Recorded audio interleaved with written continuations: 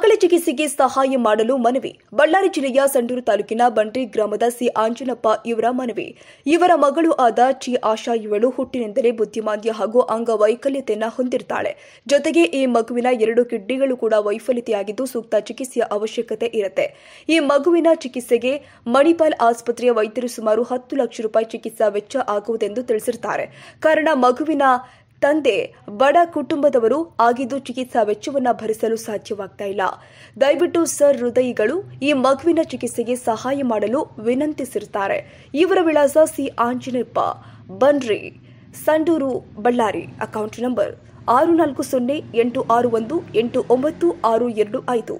IFSC code SPIN 00400124. Mobile number 7975905042 ಹಾಗೂ 9901173171.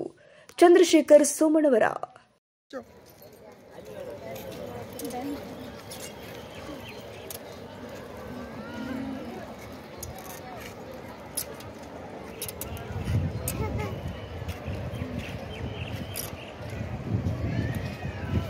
ಕೈ ಬಿಡು, ನಾನು ಹಿಡ್ಕೊಳ್ಳೋದಿಲ್ಲ, ನೀನು ಅಲ್ಲಿ ಕೈ